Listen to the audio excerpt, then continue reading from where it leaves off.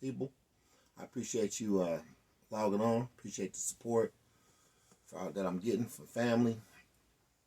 Big shout out goes out to Royce K, Jerry Cash, my daughter, my wife, and all the people that's helped me, man. Appreciate that. On today's story it's called Greedy, Tolerance for Danger, and Just a Little Bit More. That's what I was, back in the days, what I call my madness. When you out there and you getting that fast money like that, a lot of people say, well, money ain't everything. And no, it's not. Of course it's not. But when you out there getting that money, and it's coming so fast, you get more and more greedy. And what comes with it is you develop what they call a tolerance for danger. Sooner or later, them feds, which we call them fools, gonna be on you. But you become a tolerance for that. You shake that out, man. I ain't worried about no damn feds. I worry about that later.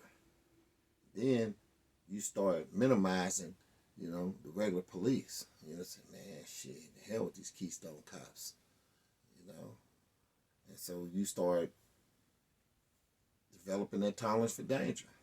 And then no matter how much money you make, no matter how much it kicks in, it doesn't matter. It doesn't matter.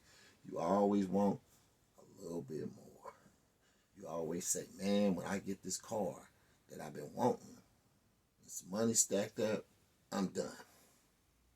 Then you say, well, don't make no sense to have a nice car and some money, and you ain't got no place to park it. So when I get this house, man, I'm going to get this nice house, get it just the way I want it, some money stacked up, the car I want, and then I'm done.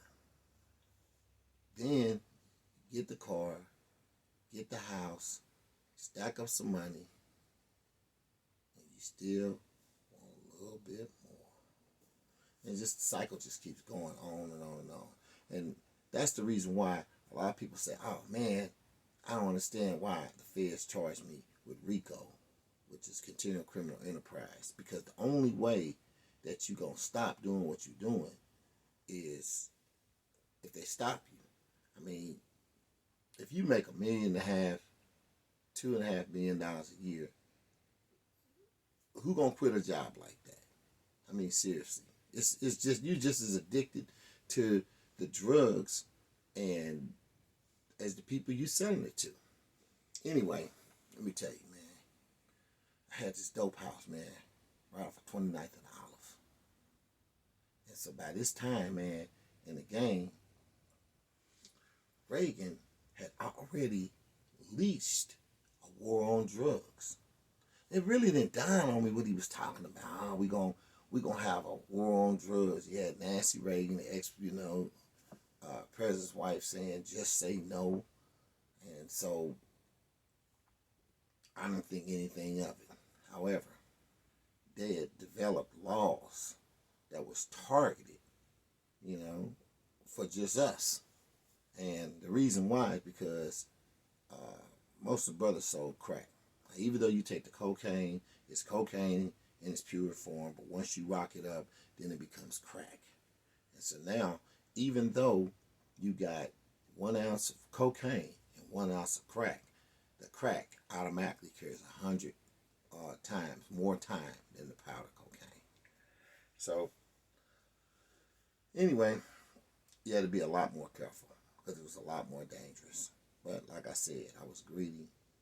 I developed a tolerance for danger and I always wanted a little bit more. So, go down to this house, and at this time, it's hot. Police is coming by all the time, and you got the people that's smoking it. They add to the paranoia. They knocking on the door. Bah, bah, bah, bah. Say, man, what's going on?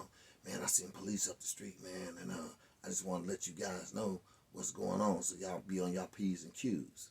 So we automatically jump up, start cleaning up the house, making sure there ain't no paraphernalia around. Come to find out, 9 times out of 10, ain't nobody around the corner, man.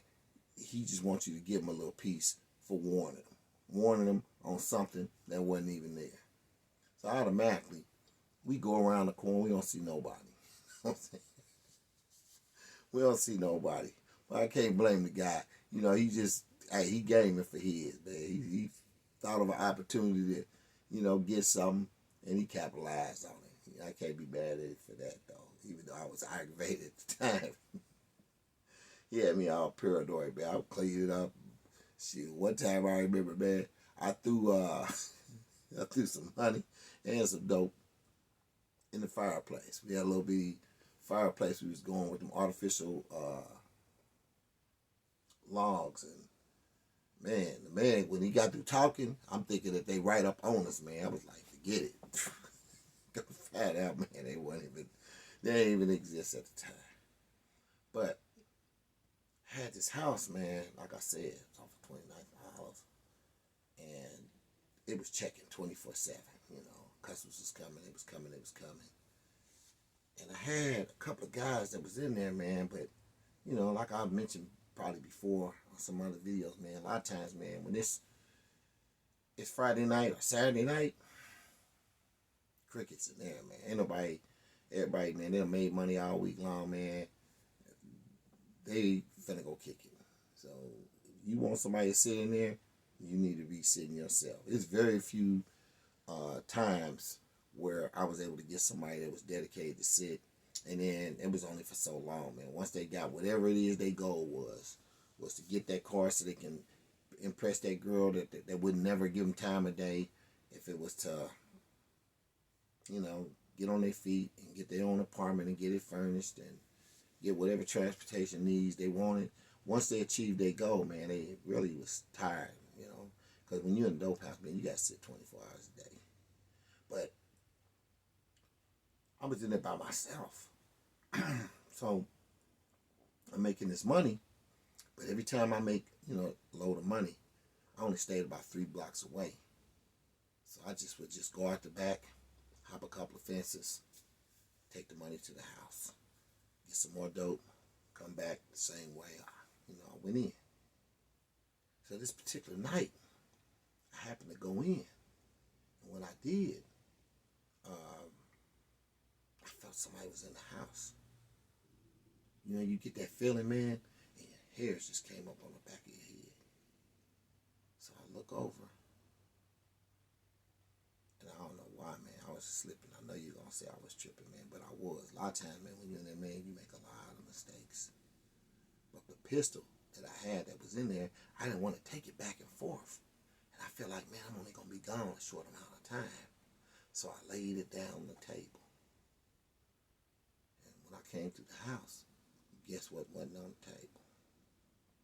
And I felt that whoever was in there, man, they was on it.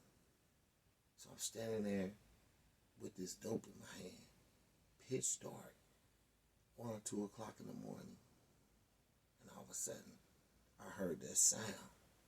When I tell you that sound is so distinct that, man, it make you fully alert when you hear that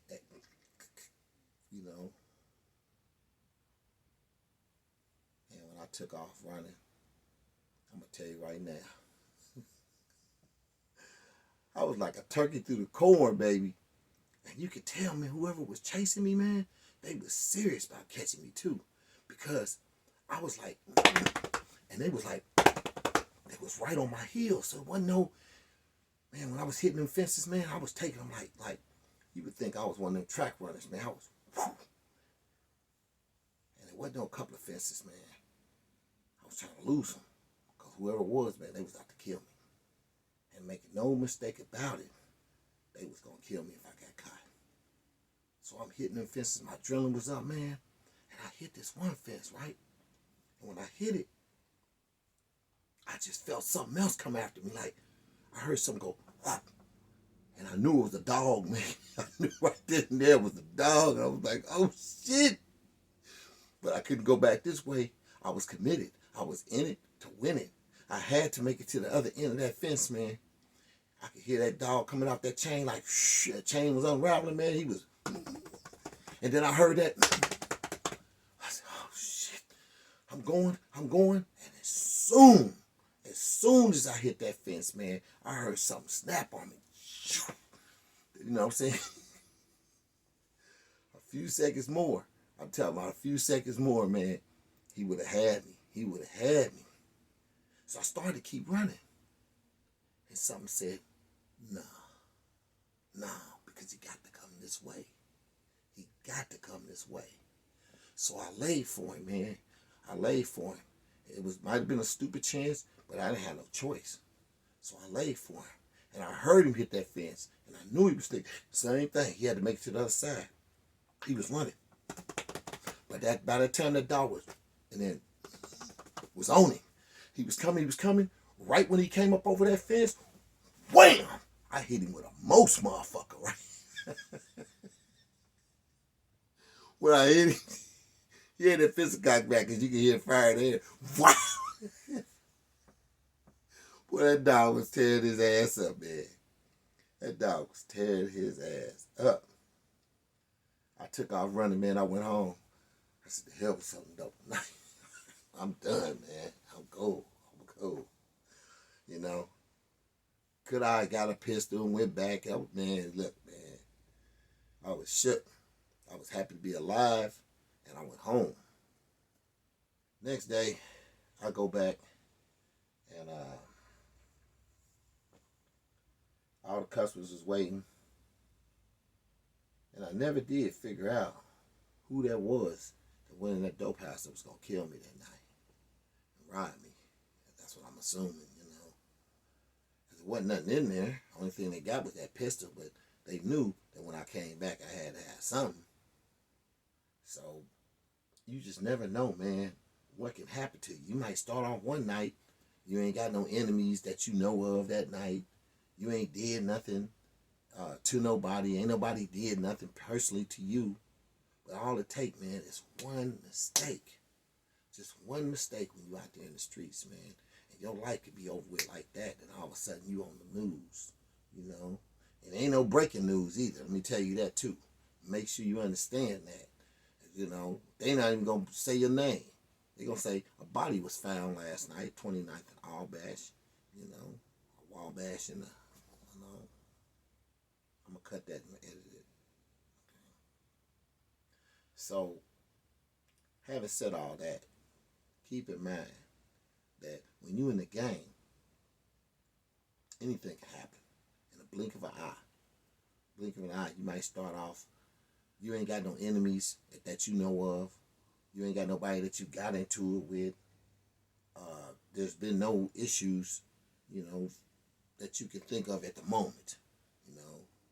And you can still die in a blink of an eye. It could just happen so fast that you're not even seeing it coming. All it takes is just one slip of the tongue where you say something that somebody don't like. Or one slip where you leave a pistol in a dope house at 1 o'clock in the morning. Go get some dope and come back and it's not right there where you left it. And somebody's in that house waiting to kill you. It don't take much. It don't take much, you know, to get you killed out there in the streets. It ain't always the police. It could be anything, you know. It could be anybody, you know, man, woman.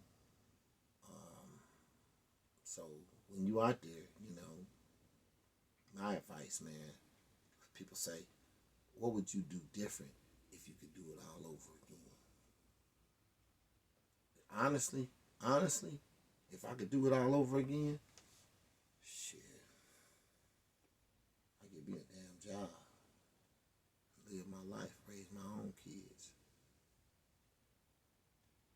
be there for my woman, and not poison my community. But that's neither here nor there. I don't knock somebody else's hustle because I've done it. But when I do these videos, it ain't to glorify it. It's just that I'm warning you about the pitfalls of it. You know what I'm saying? Because there's a lot of them.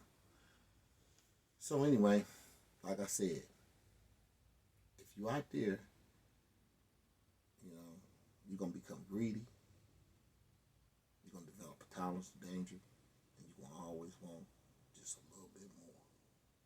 Anyway, thank you for hearing what I had to say.